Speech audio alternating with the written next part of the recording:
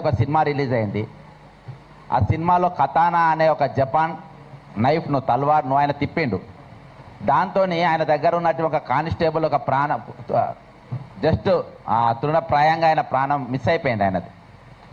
అది నేను వీడియో ఎవిడెన్స్తో సహా హ్యాబిట్స్ పోలీస్ స్టేషన్లో కంప్లైంట్ ఇచ్చిన. అంటే ఒక బాధ్యత గల ఆయన ఎవరో నార్మల్ గాడు ఎవరో చిల్లరగాడు కాదు కదా, ఒక ఉప ముఖ్యమంత్రి. మరి ఇంతకుముందు అంటే జనసేన కంటే ముందు ఆయన చెగువీర ఫోటో పెట్టుకొని ఆయన టోపీ పెట్టుకున్నటువంటి వ్యక్తి. కొంచెమైనా మరి అటువంటి భావాలు ఉన్నాయని చెప్పుకున్నాడు. తర్వాత ఆయన రంగు మార్చిండు. సరే ఏమైనప్పటికీ నేను ఎలాంగ్ విత్ ప్రూఫ్స్ ఒక బాధ్యత గల ఉప ముఖ్యమంత్రి తెలంగాణలో వచ్చి మరి ఇట్లా ఈ విధంగా ఎల్బీ స్టేడియంలో మరి బాజాబ్తా ఈరోజు కత్తి తిప్పుతుండ అంటే మరి ఒక పోలీసు ఒక దెర్రైతే ఆయన మెడ దిగేది అని వీడియో ఫుటేజ్ అంతించిన. కానీ మన తెలంగాణ పోలీసు చాలా గొప్పోళ్ళు. పక్క రాష్ట్రం ఉప ముఖ్యమంత్రి ఆయన మీదనే కేసు ఎందుకు పెట్టాలని చెప్పేసి కేసు రిజిస్టర్ చేయలేదు. నేను ఇప్పటికి చాలాసార్లు చేసిన. నేను ఎందుకు ఇచ్చిన కంప్లైంట్ అంటే ఒకటి నీ బాధ్యత ఏంది, నువ్వు చేయాల్సిన పనులు ఏంది, నువ్వు ఏ విధంగా చేస్తున్నావు. తెలంగాణలో వచ్చి నా హైదరాబాద్కి వచ్చి నా స్టేడియంలో నువ్వు తలవారు తిప్పే స్థాయికి నువ్వు ఎదిగినవా అని చెప్పేసి ఒక పౌరుషం, తెలంగాణ పౌరుషం చూపించాలనే ఉద్దేశంతో నేను ఇచ్చిన. ఇక ప్రొఫెసర్ నాగేశ్వరరావు గారి విషయానికి వస్తే అంటే ఈరోజు వాళ్ళు ఏ విధంగానైనా నాకు ఇవాళకి ఒక అర్థం కాని ప్రశ్న ఏంటంటే ఇదే రౌండ్ టేబుల్లో ఎన్నోసార్లు ఇన్నయ్య గారు కూడా కూర్చుండ్రు. అసలు ఇప్పటిదాకా నాకు క్లారిటీ ఏంటంటే అసలు ఇన్నయ్య గారు ఎందుకు అరెస్ట్ అయ్యిందో ఆయన చాలామంది చెప్పలేకపోతే నాకు కూడా క్లారిటీ లేదు. కాబట్టి ఎన్ఐఏ అనే ఒక పెద్ద సంస్థ ఇచ్చింది కాబట్టి ఎవరు మాట్లాడొద్దని ఎవరు గుర్తులు ఎత్తలేదు. కానీ ఆయన ఎందుకు ఎత్తుకపోయిందో తెలియదు. ఇవాళ వెంకట్ అని మన జర్నలిస్ట్ వెంకట్ ఇంటి పైన బాజాబ్తా విజయనగరంకి వెళ్ళి వచ్చిండ్రు పోలీసులు. అరే భయ్ ఆయన ఏమన్నా పెద్ద ఇదా, పెద్ద ఏమన్నా టెర్రరిస్టా, పెద్ద యాంటీ సోషల్ ఎలిమెంటా, దేనికోసం పోలీసులు వచ్చిండ్రు? అరే ఇది తెలంగాణ ఆంధ్రలో అయ్యా జాగిరి అయిపోయిందా ఇది?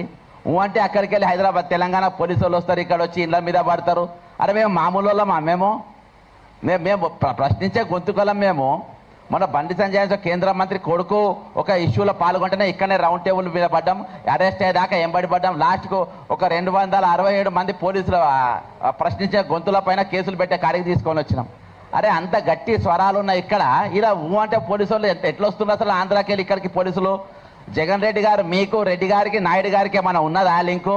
మీరేమైనా కన్నుగొట్టి ఆయన ఇక్కడికి వచ్చి మీరు వేసుకపోండి అని చెప్పి ఇద్దరం కన్నుగొడుతుండ్రా? ఏమైనా ఇక్కడ మేజర్ ఇష్యూస్ ఏమైనా డైవర్ట్ చేసే ప్రయత్నాలు చేస్తుండ్రా? ఎందుకంటే ప్రొఫెసర్ నాగేశ్వరరావు గారు మన 2 రాష్ట్రాలనే కాక భారతదేశం అంతటా కూడా ఆయన పేరు ప్రఖ్యాతలు ఉన్నాయి. కాబట్టి 2 సబ్జెక్ట్ ఈరోజు ఫార్మర్స్ ఇష్యూ చాలా పెద్దగా నడుస్తూ ఉంది. దాదాపు 10 మంది ఫార్మర్స్ ఇప్పటి చచ్చిపోయినరు. పృథ్వీ గారు కానీ ఇక్కడ ఉన్నవారు చాలా మంది కళ్ళాల కాడికి కూడా పోయినరు. మరి మేము కూడా మానవ హక్కుల కమిషన్లో ఫిర్యాదు చేసినాం. మరి ఇటువంటి సెన్సిటివ్ ఇష్యూస్ డైవర్ట్ కానీ అని చెప్పి ఇద్దరు కన్ను కొట్టుకొని ఇవన్నీ ఏమైనా కథలు పడుతున్నా అనే డౌట్ వస్తుంది. ఎందుకంటే ఈరోజు మరి ఎక్కడ చూసినా కానీ ఒక పెద్ద చర్చ ఈరోజు నాగేశ్వరరావు గారి వెళ్ళింది. ఏది ఏమైనప్పటికీ ఇవాటికి నేను అనుకుంటున్నా ఇది నాగేశ్వరరావు గారి మీద ఏదైతే మీరు కేసు పెట్టిందో ఇదే ఆఖరి కేసు కావాలి. మళ్ళీ ఇంకొక జర్నలిస్ట్ గారి పైన కానీ ఇంకో మేధావి మీద కానీ ఇంకో ప్రశ్నించే గొంతుకల మీద కానీ ఈరోజు ఇటువంటి కేసులు ఉండే ప్రయత్నాలు చేయొద్దు. ఈరోజు తెలంగాణ వనరులు ఇంకా దోపిడీ గురైతేనే ఉంది. ఇవాళ ఫ్యూచర్ సిటీ కాంట్రాక్ట్ ఎవరండి? ఎవరికి ఇచ్చిన ఫ్యూచర్ సిటీ కాంట్రాక్టు? సీఎం రమేష్కి ఇచ్చిండ్రు. ఎవరైనా సీఎం రమేష్ ఎక్కడికి వెళ్ళి వచ్చిండ్రు? ఈరోజు మా కాంట్రాక్ట్లను తీసుకుంటాం, మా వర్కులు తీసుకుంటాం. ఇంతకుముందు దోచుకుపోయిందని చెప్పి మేము తెలంగాణ తెచ్చుకున్నాం. ఇప్పుడు దోచి పెడుతున్నాం కదా మేము బాజాబ్తా. నువ్వు ఎందుకు ఫికర్ చేస్తున్నాం? మేమే దోచి పెడుతున్నాం మీకు. అయినా కానీ ఇవాళకి మేము మాట్లాడేటోళ్ళము, ప్రశ్నించేటోళ్ళము, అడిగేటోళ్ళము ఎందుకు మమ్మల్ని టార్గెట్ చేస్తుండ్రు? ఈరోజు నేను గతంలో రాజశేఖర రెడ్డి గారు సీఎంగా ఉన్నప్పుడు నేను కార్పొరేషన్ చైర్మన్గా చేసిన. అక్కడ ఉన్న క్యాడర్తో కొంచెం నాకు దగ్గర సంబంధాలు ఉన్నాయి. ఎందుకంటే రాంబాబు గారు వాళ్ళందరూ కూడా నాతోని చైర్మన్గా ఉన్నటువంటి వ్యక్తి. కొంచెం నేను ఇన్పుట్ తీసుకున్నా అసలు జరిగింది ఏంటండి. నాగేశ్వరరావు గారు ఏదైతే విశ్లేషణ చెప్పిండో అది కరెక్టా రాంగా అని చెప్పి 100% కరెక్ట్ అని చెప్పిన. మరి ఎఫ్ఐఆర్ చేస్తారా నా మీద? ఇది అభిప్రాయం చాలా మంది పెడుతున్నారు. మరి నాగేశ్వరరావు గారు చెప్తానే అంటేనే ఎందుకు పెట్టిండ్రు? ఎందుకంటే అది అయితే 2 రాష్ట్రాలలో కాదు దేశవ్యాప్తంగా పాపులర్ అవుతుందని. ఇదే నేను ఒకటే చెప్తున్నా, మీరు వెంటనే ఆ పెట్టిన కేసులు వాపసు తీసుకోవాలని చెప్తున్నా. ఇంకా ఈ చిల్లర కథలు ఏవైతే మీరు పేడ్ మీడియాతోని మరి నిత్యమైన పైన ఏవైతే పోస్టింగ్లు పెట్టిస్తుండ్రో, ట్విట్టర్లు పెట్టిస్తుండ్రో అవి మాకు కూడా వస్తే మేము కూడా పెట్టగలుగుతాం. అవన్నీ మానుకోవాలి. టిట్ ఫర్ ట్యాట్ ఇద్దామంటే టిట్ ఫర్ ట్యాట్ ఇద్దాం, చూసుకుందామంటే చూసుకుందాం. వీళ్ళు ఎవరైనా తక్కువేం లేరు. మరి మాకైతే పెద్దగా గుంటూరులో, విజయవాడలో, శ్రీకాకుళం నాకు పెద్ద పనేం ఉండదు. కానీ చంద్రబాబు నాయుడు ఇక్కడనే ఉండదు. నేను ఆయన ఇంటికి మీద పోతా, నాకు పెద్ద ఫరకేం పడది.